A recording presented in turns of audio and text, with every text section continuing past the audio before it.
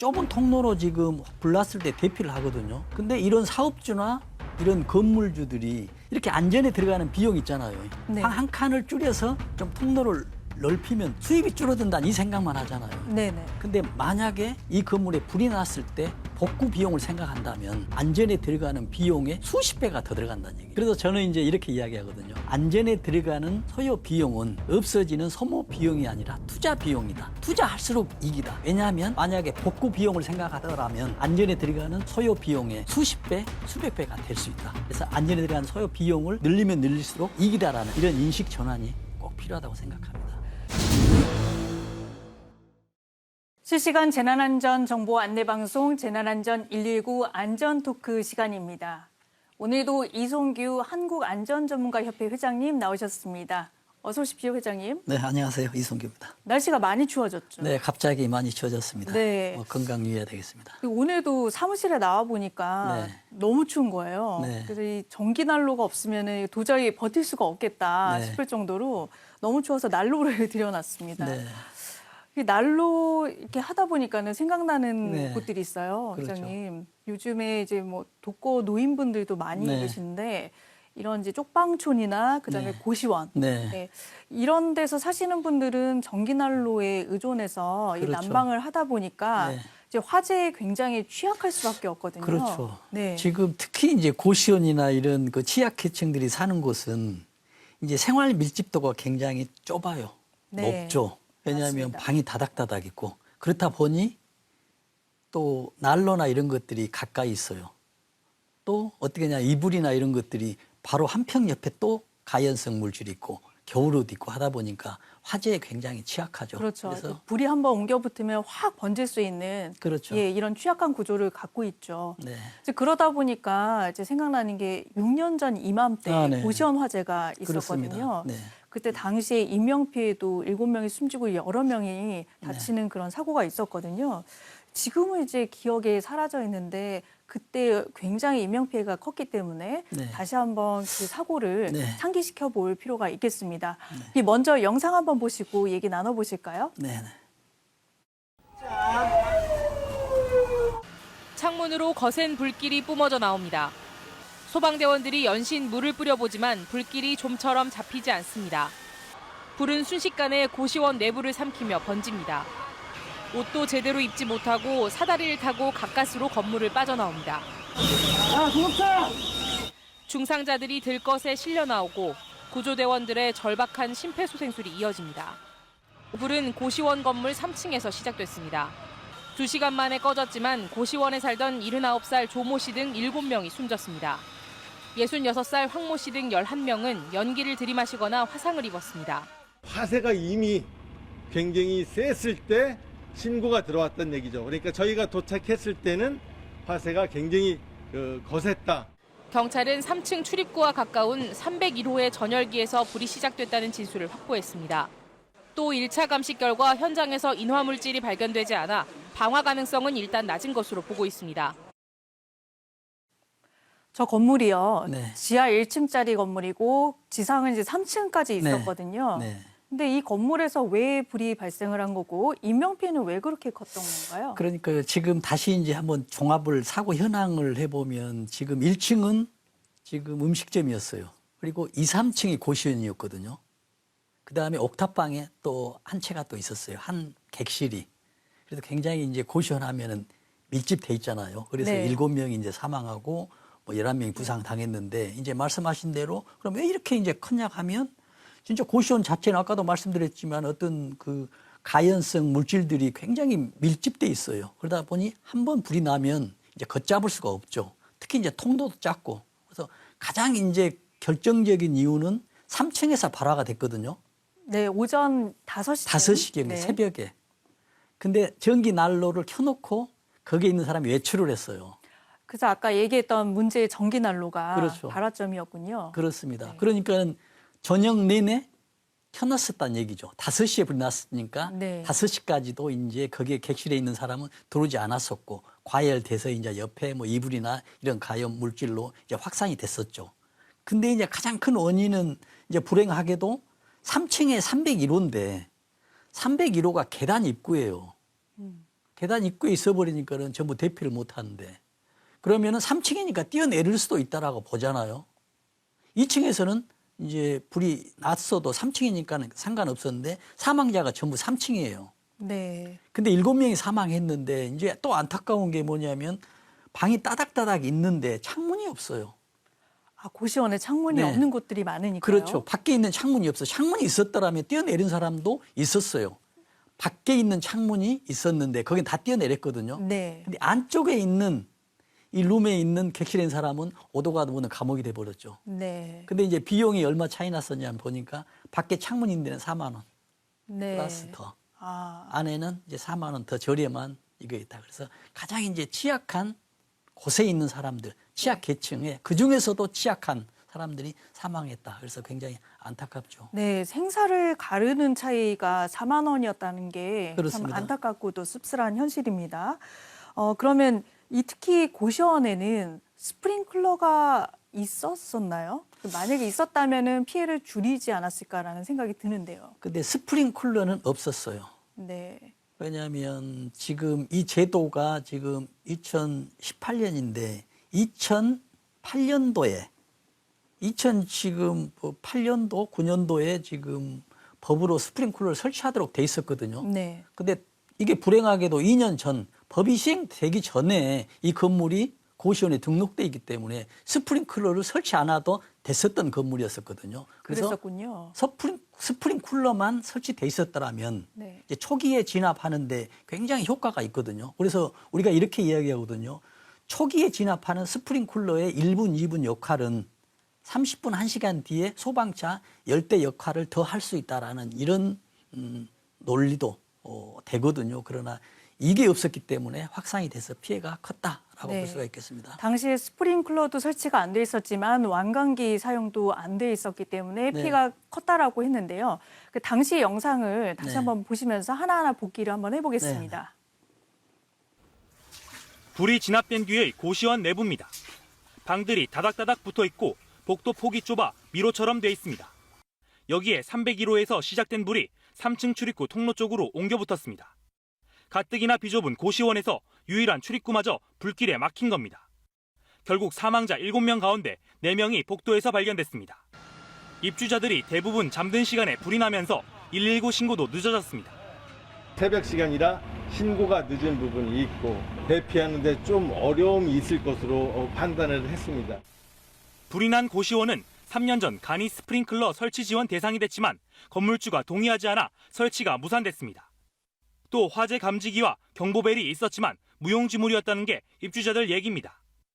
이 건물에는 탈출용 완강기가 설치돼 있었습니다. 하지만 불이 났을 때 고시원 입주자들은 이 완강기를 이용해 탈출하지 못했습니다.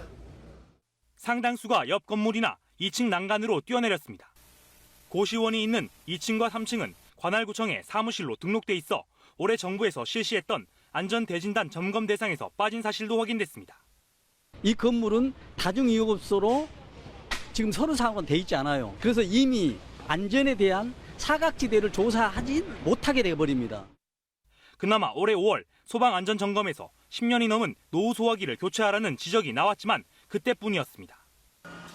2012년부터 지난해까지 고시원에서 난 불은 전국적으로 250건이 넘습니다.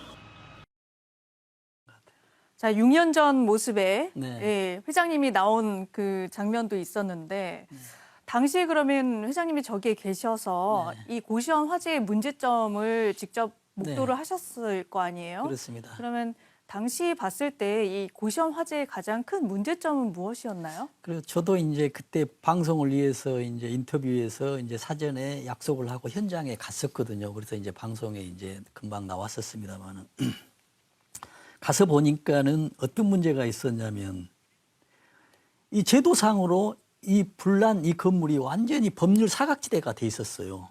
왜냐하면 등록상으로는 고시원으로 등록이 안 돼 있었어요. 그럼 뭘로 등록이 돼 있었나요? 일반 사무실로 돼 있더라고요. 일반 사무실이요? 사무실로. 근데 고시원으로 불법으로 운영하게 된 것이죠. 그렇다 보니까는 고시원 같은 데는 화재가 민감하게 발생할 수 있는 곳이라 안전 관리를 철저히 하거든요. 정부에서도 시에서도. 그러다 보니까는 일반상으로 돼 있기 때문에 안전 관리가 미흡한 게 된 것이죠. 규제 사각지대가 돼버렸네요. 그렇죠. 그렇다 보니까는 또 매년 그때 당시에 세월호 이후에 해년마다 이제 정부에서 추진하는 그 국가안전 대진단이라는 걸 하거든요. 1년에 한 번씩. 네. 위험 건물에 대해서 대진단을 해요.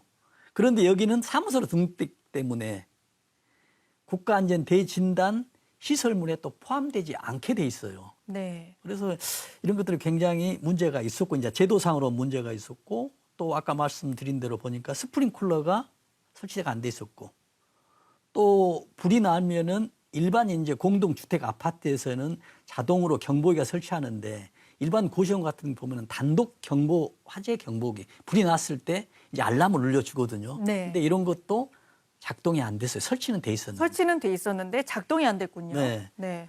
소화기는 어떻습니까? 소화기가 있었거든요. 근데 소화기가 몇 년도 있었냐면 그 뉴스에 나왔었거든요. 2005년도였었거든요. 근데 소화기의 그 사용 연한이 10년이거든요. 그렇다는 얘기는 10년 지나면 새로운 걸로 교체를 해야 돼요. 교체가 안 된 소화기가 그렇죠. 있었군요. 그래서 거기에 인터뷰에 나오거든요. 거기에 있는 사람이 소화기를 들고 소화기를 분사를 했는데 분사가 이게 안 됐겠네요. 마모되고 반대로 노화돼서 네. 반대로 분사돼서 활용을 못했다라고 나오거든요. 그래서 이런 복합적인 문제들이 있어서 그때 현장에서도 굉장히 안타깝게 느꼈었던 기억이 납니다. 총체적인 문제가 있었다고 네. 보이는데요. 안타깝게도 창문 쪽이 아니라 안에 있는 고시원에서 계셨던 분들이 인명피해가 컸다고 네. 들었습니다. 그러면 출입구를 더 마련을 했었어야 되는 거 아닌가라는 생각이 드는데요. 어떻습니까? 그러니까 이제 우리가 그 관련 법에 보면 건축법에 보면은 5층 이상의 건물에 대해서는 피난 계단을 설치하라고 돼 있거든요. 이제 우리가 용어가 피난 계단이거든요. 근데 법률 건축법의 용어입니다. 뭐 화재가 났을 시에 무슨 지진이 났을 시에 재난 시에 대피할 수 있는 계단을 피난 계단이라고 용어 정의를 했어요. 네. 그럼 5층 이상에는 피난 계단을 해야 돼요. 그러면은 계단이 어떤 건물 보면은 계단이 2개가 있는 경우가 있죠. 양쪽에. 근데 그 용도가 달라요. 네. 하나는 출입용 계단이에요. 네. 또 하나는 이제 뭐가 되냐면 아까 이야기했던 피난 계단이거든요. 네. 그래서 이제 법률로 5층 이상은 피난 계단을 의무적으로 설치해야 되고. 네. 그러니까 우리가 이런 경우가 있죠. 우리가 아파트 같은 데 보면은 엘리베이터가 있고 옆에 계단이 있죠. 네네. 엘리베이터는 출입용이고요. 그 옆에 계단은 피난 계단이거든요. 네. 그러면 이제 4층 이하 건물을 어떻게 할 거냐는 얘기죠. 금방 화면에 뭐 네. 나왔습니다. 화면에 아까 나왔는데요. 네, 다중이용업소에 4층 이하 건물 있죠. 다중이용업소 관한 법률이거든요. 그래서 다중이용업소는 어떤 거냐면 저런 걸 다중이용업소로 한다는 얘기예요. 음식점, 뭐 단란 유흥주점, 영화 상영관, 학원, 목욕장업, 뭐 안마시술소, 뭐 인터넷 게임장, 노래연습장, 산후조리원, 고시원, 또 건축 사격장, 체육시설. 이 건물들이 4층 이하가 됐을 경우에는 지금 피난 계단이 없잖아요. 네. 여기에 대해서는 뭘 만들어야 되냐면 발코니에 피난 기구를 설치하도록 돼 있어요. 예를 들면 피난기구가 어떤 것들이 있습니까? 그러니까요. 피난기가 왕관기가 포함이 됩니다. 네. 또 우리가 비행기 타고 내려면 에어매트 있죠. 네네. 이거 있고. 미끄럼대 같은 거. 그렇죠. 예, 말씀하시는 미끄럼대. 거죠? 예. 네. 또 비행기 타고 다음 또 계단이 또 있는 거 있잖아요. 이런 것들. 피난교. 피난교. 네. 뭐 안전매트 같은 건 어떻습니까? 공기 안전매트도 네. 좋죠. 네. 그런데 왜 안강기만 설치되느냐는 얘기잖아요. 이런 게 있는데 왕강기가 제일 저렴하거든요. 네. 그래서 이제 법에 4층 이하 다중이용 시설에서는 지금 발코니에 피난기구를 설치하라 돼 있어요. 발코니 툭 튀어나온 거 있었잖아요. 네네. 거기에 피난구를 설치해야 된다는 의무사항인데 피난기구 중에 가장 저렴하고 편리한 게 왕강기라는 얘기죠. 네. 그걸 왕강기를 설치해놨는데 이 건물에도 왕강기가 있었어요. 네. 근데 사용하지 못했거든요. 왜냐하면 안에 가운데 있는 사람들이 왕강기까지 갈 수가 없었어요. 연기가 가득 찼기 때문에. 네. 또 왕강기가 있다 하더라도 3층에서 뭐 뛰어내려도 되는 사람들이 있었는데 왕강기 타고 내려오기가 굉장히 위험하거든요. 왜냐하면 네네. 밖에 수십 년 동안 있기 때문에 저기에 몸을 싣고 내려온다 하더라도 뛰어내리면서 붕괴할 수가 있기 때문에 굉장히 네. 위험한 상황이죠. 근데 아까 전에 우리가 이제 중요한 멘트를 했습니다. 뭐냐면 이게 지하 1층과 지상으로는 3층 네. 이렇게 돼 있는데 그러면 지하 1층까지 포함해서 4층이 되는 건가요? 아니면 그냥 3층이 되는 건가요? 그냥 이제 위에는 이제 3층 건물인데 네. 이제 지하까지 포함해서 4층 건물이다라고 이제 표현을 하게 되는 그러면 거죠. 아까 그 법에 해당되는 그 규제를 받게 되는 건가요? 당연히 규제를 받죠. 네. 4층이라 하더라도 5층 미만이기 때문에 당연히 있어야 됩니다. 네, 그렇군요. 네. 근데 지어진 지 오래돼서 스프링클러가 없었고요. 네. 그다음에 서울시가 간이 스프링클러를 설치를 하게 해주겠다라고까지 네. 했는데도 이게 사업주가 동의하지 않았다고 들었어요. 네, 맞습니까? 그렇습니다. 네. 지금 정확한 그 내용인데요. 지금 어떻게 됐냐면 2009년 7월 이제 8월부터 다중이용업소 안전 관련 특별법이 개정이 되거든요. 그게 어떻게 되냐면 2005년 7일부터 그날부터 이후에 건축된 등록된 고시원에 대해서는 스프링쿨러를 설치하도록 돼 있어요. 간이 스프링쿨러를.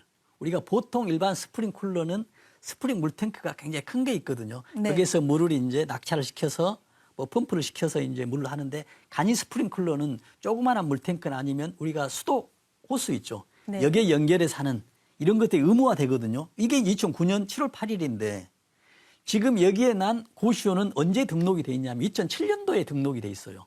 그러니까 이 설치를 안 해도 안 해도 상관이 무방이 없는 되죠. 거죠. 그렇다 네. 보니까 서울시에서는 불안하잖아요. 네. 이런 사각지대에 있는 것을 어떻게든지 좀 양성화를 시켜야 되겠다. 안전적으로 해서 이제 서울시에서 사업을 펼치는데 어떻게 펼치냐면 스프링쿨러가 지금 기존에 설치되지 않는 이 건물에 대해서는 서울시가 지원을 해줍니다. 4억 원까지 지원을 해줘요. 그러면 지원해주는 반대급부로 대가가 있나요? 그렇습니다. 어떤 게 이제 있나요? 그게 이제 좀 논란이 돼서 잘 안 되고 있거든요. 안 됐었어요, 일부가. 예를 들면 그게 어떤 건가요? 예를 들어서 지금 네. 4억 원에서 지원을 해주면 지금 이 고시원이 이제 좋아지잖아요, 품질이. 네. 그렇다 보니까는 고시원 건물주는 고시원 임대인에게, 임차인에게 임대료를 상승할 여유가 그 의지가 있으니까 동결을 시킵니다. 5년 동안은 임대료를 동결을 시키라고 이런 규정이 있어요. 지원을 해주는 대신 임대료는 동결을 해라. 그렇죠. 이게 조건이었군요. 그렇죠. 그러다 보니까는 건물주 입장에서는 아니 지금 뭐 수십 년 동안 이게 지금 35년 된 건물이거든요. 네. 뭐 35년 동안 아무 이상 없이 돼 있는데 그냥 스프링쿨러 하나를 설치해 준다 하고 5년 동안 그러면 임대료를 동결시키라고 하니 굉장히 불만이 좀 있는 거예요. 그렇기 때문에 이제 건물주가 여기서도 거절을 해버리잖아요. 그러면 안 됩니다. 강제할 규정은 없군요. 그렇죠. 그래서 이 상황이 어떻게 되냐면 고시원 사장 있죠. 사업주. 네. 이 사장은 서울시에 신청을 해요. 스프링클러 설치해 주십시오라고. 그러면 서울시에서 건물주의 동의가 필요합니다라고 건물주의 동의를 받으려고 하는데 건물주가 이제 반대를 합니다. 그래서 이제 이런 뜻도 있지만 건물주 의견은 또 이제 다른 내용이 있어요. 몇 년 뒤에 이 건물을 신축으로 하는데 지금 할 필요가 있냐라고 이렇게 이야기도 하고 있는데 결국은 무료로 스프링쿨러 지원 사업에 해당되지 않아가지고 이 건물이 이 고시원이 이런 사태가 났었습니다. 그러니까 결국은 건물주가 받아들이지 않으면서 스프링클러가 그렇습니다. 설치가 안 됐고 그러다 보니까 이렇게 화재가 났을 경우에 스프링클러가 작동 안 해서 네. 인명피해를 키우는 네. 그런 화가 났었군요. 네. 그러면 그 이후는 어떻습니까? 그 이후에 스프링클러 설치가 의무화됐다거나 네. 조금 더 다른 조건으로 건물주를 설득했거나 이런 것들이 있었습니까? 그렇습니다. 그래서 이제 그 이후에 5년 동안 하는 것도 좀 유연성 있게 하고 그래서 많이 이게 실적이 있어요. 보니까는 지금 2022년 7월까지 이제 이 사업이 종료가 됐는데 지금 설치 중에서 1,513개 중에서 설치 완료가 1,472개예요. 그러면 한 97% 정도 되는 그렇습니다. 거네요. 네. 근데 미설치된 곳이 41개가 있어요. 아직도. 2.7%가 남아 있군요. 네. 네. 그래서 이 부분에 대해서는 지금 우리가 생각할 때 지금 굉장히 위험한 건물이라는 얘기죠. 네. 완전 사각지대에 있는 건물이거든요. 근데 이제 이 건물들은 이제 특별 관리를 이제 한다고 하겠죠. 서울시에서도. 그리고 또 여기에 있는 거주하는 고시원에 있는 사람들은 스프링클러가 없으니 더 안전에 이제 주의해야 되겠다는 이런 생각이 들고요. 그런데 왜 임대 계약을 맺을 때요. 네. 임대를 하는 사람들이 이 건물이 안전한지 안 안전한지, 그러니까 예를 들면 스프링클러가 설치되어 있는지 안 되어 있는지 이런 것들을 확인할 수 있는 방법은 있나요? 당연히 확인할 수 있죠. 왜냐하면 우리가 눈으로 다 보일 수 있으니까요. 네. 그런데도 이제 사업하는 사람들은 이제 그런 안전의식이 낮게 되면 전부 다 이제 뭔가 비용으로만 이제 생각하고 이런 것도 생각 안 하고 이렇게 하게 되는데 그래서 저는 이제 이렇게 이야기하고 싶어요. 서울시에 41개 지금 고시원에는 굉장히 위험 건물이기 때문에 고시원이기 때문에 특별 관리해야 되는데 저는 또 이제 걱정되는 게 뭐냐면 이 건물처럼 지금도 불법으로 운영된 고시원이 있다는 얘기죠. 없다는 보장이 없거든요. 또 하나는 뭐냐면 2층에 고시원인데 3층은 불법 영업을 하고 있어요. 그러면 서울 정부나 뭐 서울시에서 보면은 고시원 있으니까는 3층을 확인할 의무가 별로 없잖아요. 근데 3층은 하고 있어요. 또 아니면 옥탑방에 뭐 한 개가 돼 있는데 옥탑방에 몇 개를 하고 있다는 얘기죠. 쪼개기 이른바. 네. 네.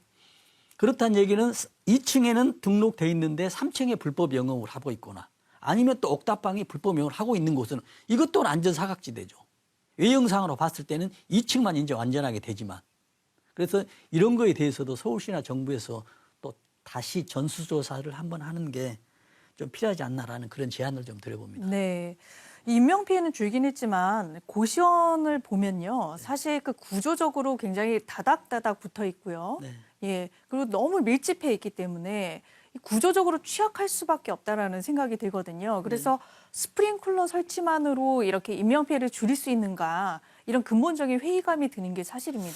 아, 그렇습니다. 지금 스프링클러만 가지고 될 수 있느냐라는 것도 이것도 확고한 보장이 아니죠. 스프링클러가 있었으면은 어떤 피해를 좀 줄일 수 있었다는 거죠. 근본적으로 막을 수는 없지 그렇죠. 않겠습니까? 뭐 완강기가 뭐 잘 됐다 하더라도 또 이것만도 안 되거든요. 모든 것이 복합적으로 이루어져야만이 완전한 것이 되지 이런 거 한 것뿐만이 되지 않기 때문에 지금 서울시나 뭐 어떤 정부뿐만이 아니고 가장 중요한 사람들은 거기 고시원에 있는 거주하는 사람들이거든요.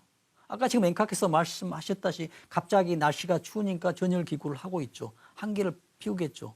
또 잠깐 밖에 나갔는데 안 끄고 나갔다 할지. 이제 방심하던 사이에 그렇죠. 이렇게 화재가 날 수 있으니까요. 그렇죠. 뭐 네. 한 사람의 정말 몇 초의 어떤 상황 판단을 잘못했을 경우 이렇게 수십 명의 목숨을 앗아갈 수 있다는 것을 이번 사고에 대해서도 확인이 되고 있습니다. 국가화재정보센터 통계를 보면요. 네. 그 고시원 화재 피해가 한 해 한 얼마 정도 나는지 좀 궁금하거든요. 그렇습니다. 지금 아마 화면에 지금 나오겠습니다. 17명 중 9명. 네. 예, 그러니까 5년 동안이죠. 네, 지금 저기 나오죠. 다중이용업소 지금 빨간색으로 지금 다중이용업소 전체가 17명이 사망이 되거든요. 네. 근데 옆에 보면은 지금 다중이용업소 고시원에서 사망자가 9이잖아요. 네, 네. 지금 다중이용업소 사망자가 17명인데 네. 거기에 절반 이상이 고시원에서 9명이 21년까지 통계에서 보면은 저렇게 사망자가 많이 난다는 얘기거든요. 고시원 피해가 굉장히 크군요. 그렇죠. 아까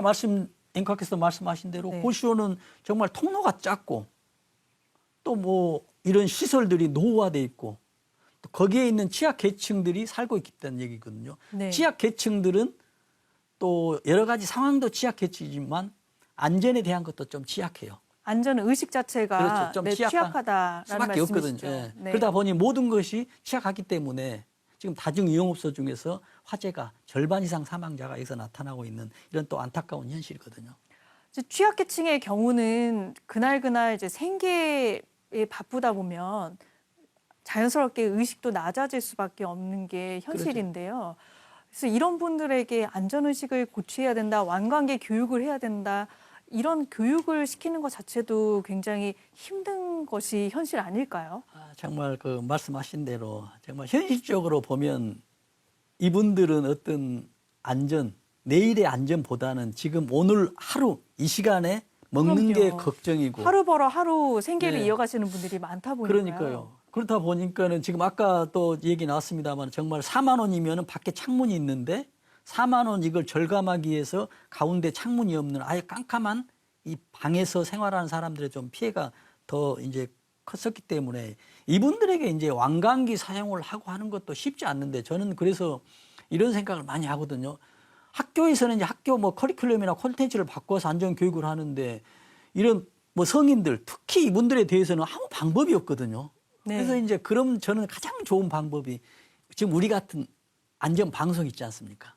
재난방송. 재난방송. 네. 이분들은 지금도 아마 볼 수 있을 거예요. 네. 지금 우리 스프링쿨러 이걸 확인하는 이런 것들이 이제 교육 그 차원이 돼서 실질적으로 그 사람들이 좀 받아들일 수 있게 여기에 조금 어떤 교양 플러스 어떤 뭐 쇼요 그래서 요즘 뭐 프로는 뭐 쇼양이라고도 많이 하더라고요. 네. 보니까는 이런 것들 하면 자연스럽게 생활 안전 교육이 스며들지 않느냐 하는 그런 생각도 해봅니다. 네네.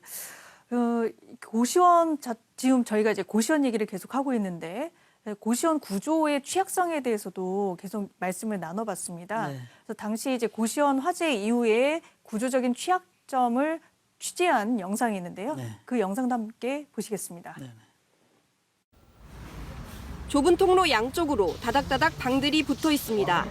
고시원 방마다 비치해야 하는 소화기는 교체 주기를 3년이나 넘겼습니다.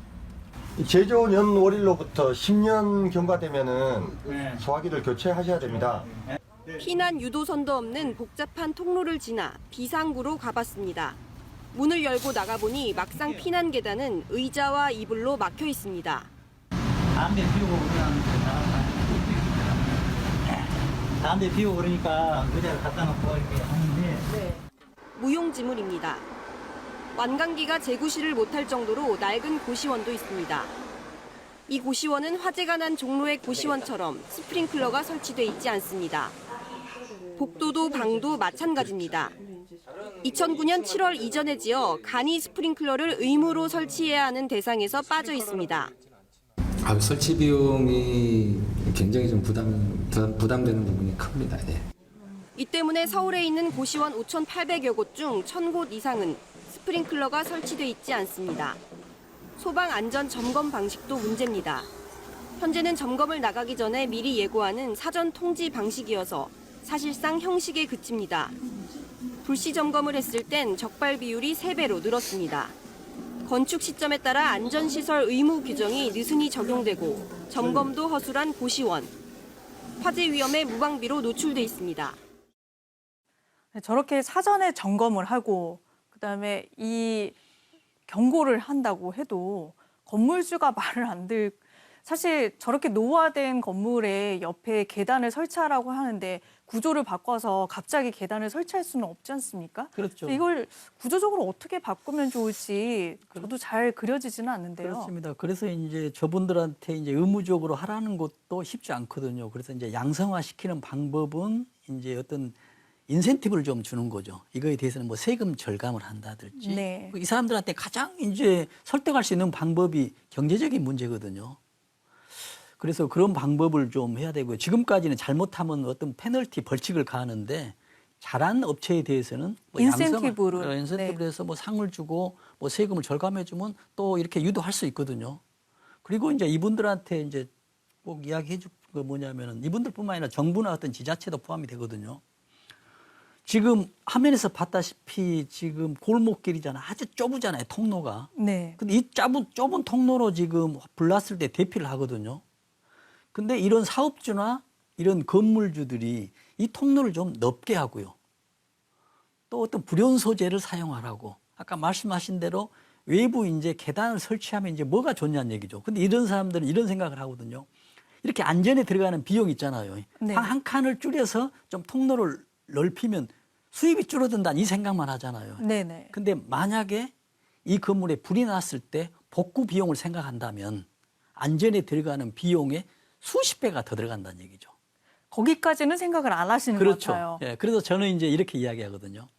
안전에 들어가는 소요 비용은 없어지는 소모 비용이 아니라 투자 비용이다. 투자할수록 이익이다.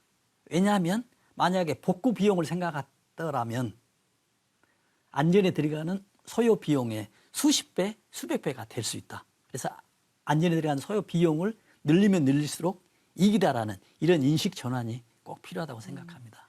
고시원을 보면요. 그러니까 사실 피해를 줄이려면은 창문이 있는 방을 더 많이 만드는 게 그렇죠. 그게 핵심인데 지금 같은 경우는 고시원이 창문 있는 방과 그렇지 않은 방으로 나눠져 있지 않습니까? 이런 부분은 어떻게 좀 해결할 수 있을까요?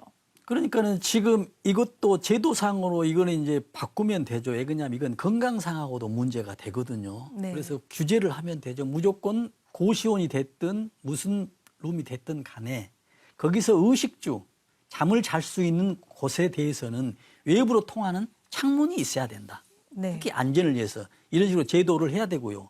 그러면 이전에 있었던 건물에 대해서는 어떻게 할 거냐가 문제잖아요. 네네. 이거에 대해서는 정부에서 어떤 양성화 방향으로 어떤 그 인센티브 방향으로 유도하는 이런 것들이 좀 필요하다고 생각합니다. 서울시 같은 경우는 안심고시원 제도 같은 게 있다면서요? 네. 네. 그래서 지금 올해 그 안심 고시원 제도를 해서요. 서울에서 가장 안전하고 가장 좋은 거에 대해서는 인증을 하면서 이렇게 좀 양성화도 하고 있습니다. 2024년도 실정이거든요. 아까 이제 회장님께서 말씀하신 대로 인센티브 제도를 네. 주면 좋다고 했는데 네. 냉난방비가 최대 700만 원 정도까지 네. 지원이 된다고요? 그렇습니다. 네. 그래도 굉장히 이제 큰 지원이죠. 저런 식으로 인해서 우리가 다중이용 업소니까 특히 이제 또 고위험 지역이잖아요. 특히 이 그 취약계층, 재난은 취약계층에서부터 시작한다 하거든요. 네. 그래서 취약계층에 대해서 안전을 보장하면 재난이 줄어들 수 있는 또 어떤 그 연결 링크 고리가 될 수 있거든요. 네네. 그래서 서울시에서 저러는 것도 상당히 좀 좋은 상황이다라고 이렇게 얘기할 수가 있겠습니다. 네네. 그래서 서울시뿐만이 아니고 전국의 지방자치 광역자치단체가 부산, 뭐 인천, 뭐 광주, 대전 이런 곳에서도 어떤 그 모범이 돼서 동시적으로 했으면 하는 그런 바람입니다. 이런 취약계층에게 완강기를 어떻게 사용하는지 사용법을 교육시키는 이런 제도나 시스템 마련도 필요할 것 같은데요. 그렇습니다. 지금은 다 학원에 있어요. 그러나 이제 교육 받고 있는 사람이 서울시 어떤 그 시에 연락을 하거나 장소에 가서 다 무료로 되는데 이게 가야 되거든요.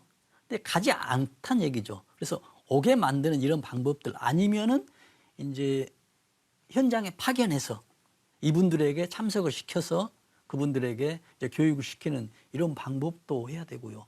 그러나 이제 우리가 뭐 교통사고도 마찬가지지만 또 사고를 제로를 할 수는 없잖아요. 그래서 저는 고시원도 제로를 할 수 없지만 최대한 노력을 해서 사고나 이런 피해를 줄일 수 있는 방안을 지금뿐만이 아니고 앞으로 계속해야 될 하나의 숙제다라는 저렇게 생각하고 있습니다. 그래서 회장님이 방금 말씀하신 대로 저기 살고 계신 취약계층 분들이 직접 저 안전교육을 받으러 어디론가 신청해서 갈 것 같지는 않아요. 그러니까요. 그렇기 때문에 이제 순회를 해서 네. 그리고 또 그 건물에 있는 완강기와 체험관의 완강기는 구조서부터 다르지 않습니까? 뭐 엄청 예. 다르죠. 그래서 자기가 살고 있는 곳에 완강기가 어떤 게 설치가 돼 있는지 그리고 실질적으로 이제 시뮬레이션을 해보는 거죠. 화재가 났을 때 어떻게 이것을 이용해서 탈출을 할 수가 있는지 현장에서 교육이 이루어져야 될 것 같거든요. 정말 지금 굉장히 중요한 지금 내용을 말씀하셨거든요. 왜냐하면 지금 완강기가 설치가 되면 밖에 있거든요. 밖에 있으면 비바람에 의해서 녹슬어요. 우리가 산화된다 하잖아요. 녹슬거든요. 그러면은 완강기를 타고 내려오면서 그 발코니 있잖아요. 밖으로 나온 이 부분이 붕괴될 위험이 있거든요. 네. 이런 것도 있는지 아니면 또 예를 들어서 이런 경우도 있거든요. 완강기는 사용해 보지 않으면은 이게 3충용인지 4충용인지 5충용인지 확인이 안 돼요. 그래서 이런 경우도 있거든요. 연습을 하는데 4층에 내려왔는데 3충용인 거예요. 네.